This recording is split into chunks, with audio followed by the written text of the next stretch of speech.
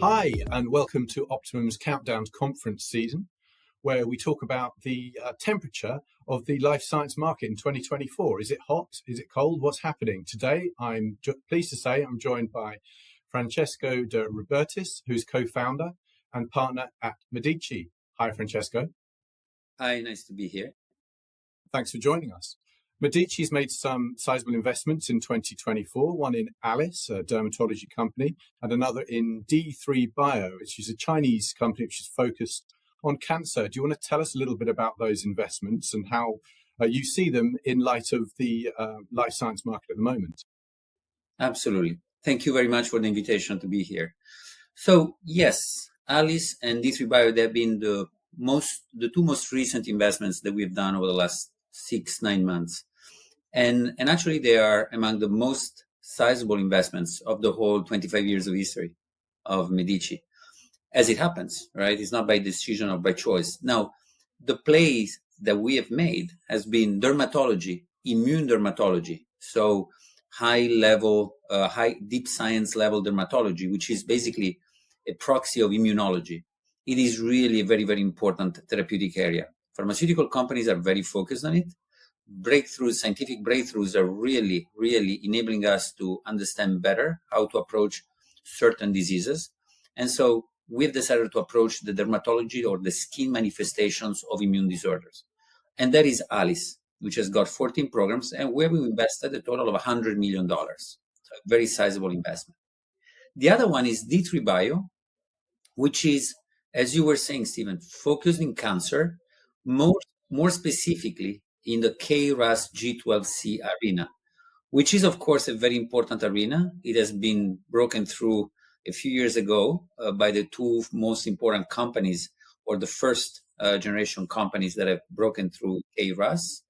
And now we found in China, at the end of last year, we found this company that we didn't know of, but that showed us really impressive, what looks like at this stage, impressive phase 1-2 dose escalation data with their KRAS G12C inhibitor.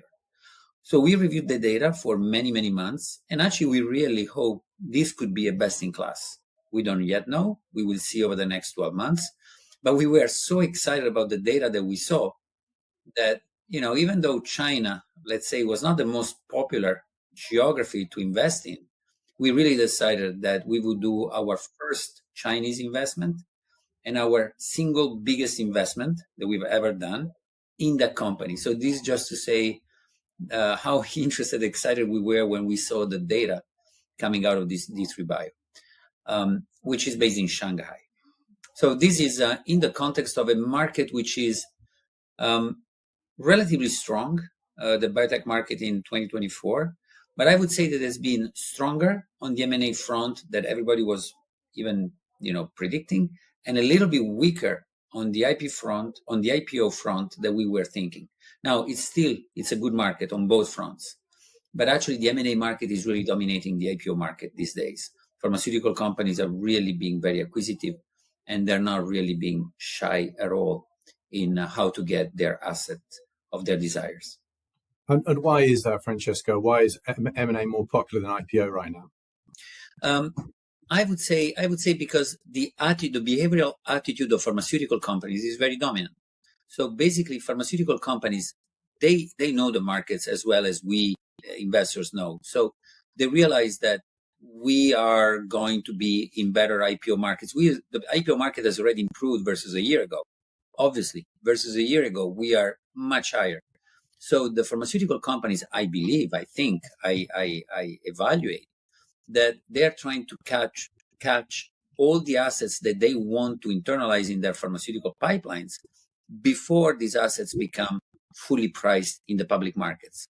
So it's a sort of preemptive move that pharmaceutical companies are trying to do ahead of the natural, almost, physically predicted move, which is markets go up and down like waves. I'm watching the sea just in front of me. It's exactly like waves.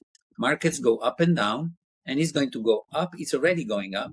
And so pharmaceutical companies know that they can get, better prices now than in 6 months or on 12 months. And so that is, I think, what we are witnessing. Just for the benefit of viewers, Francesco is talking from a yacht off the Sardinian coast. I might add, it's lovely and sunny in London anyway.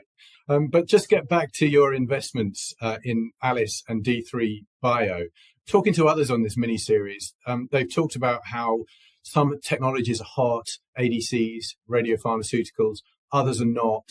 And they've mentioned in that not category, oncology, obviously D3 Bio sits into. Dermatology, I haven't heard of mentioned once so far. So I'm struck by the fact that you seem to be investing in areas which are not fashionable right now. Oh, actually, I wish I could say that, because it would make me a great investor if I was really investing in areas which were not fashionable. We try to do that, of course. But the two examples, Alice and D3 Bio, are absolutely in the markets kind of investments. Dermatology is not the classical dermatology, with creams and topicals, which, increase the beauty or the looks of the skin. It is really immune-related disorders. And actually, the markets for immune-related disorders has exploded, but not now, in the last 5, 6, 7 years. Dupixent, I'm sure you're very familiar with the blockbuster drug by Sanofi, and many others. The top 10 pharmaceutical companies, they all have big emphasis and focus on immune-related disorders, immunology. That is where the department that harbors dermatology. But so Alice is immune-related dermatology. So it is part of immunology. So it's really a very strong market. And then in terms of D3 Bio, KRAS, it is a target which is very sought after. On your other comments, there are technologies which are certainly much more fashionable and sought after than others. ADCs are very clearly very important assets right now. ADCs are a modality that, of course, has been big breakthroughs, and that basically have been enabled in very important ways. There's some examples, of course, that we all know. And so I think there are tens and tens of ADCs right now that are getting developed. Radiopharmaceuticals, of course, it's easy to say that it's a very hot sector. I am less bullish on the long-term fundamental definitive value of radiopharmaceuticals as opposed to ADCs. ADCs, it is more fundamental because basically it's smart chemotherapy. We know that chemotherapy works. We know that chemotherapy is not acceptable as a liability. And ADCs are, one big aspect of this is to make chemotherapy acceptable. It's mainstream market.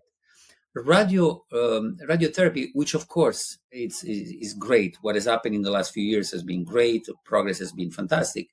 But I'm afraid that those limiting toxicities which are intrinsically linked to radiopharmaceuticals, I don't know how we could get rid of those or how we could manage in the long term. So in the short term, there's going to be immense value proposition or medical value that can be delivered to patients through radio.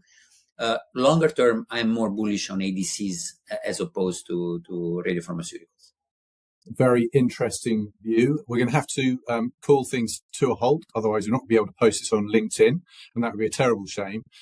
Francesco De Rubertis, we look forward to hearing more from you at Optimum's conference in London this October. But for now, thanks very much indeed.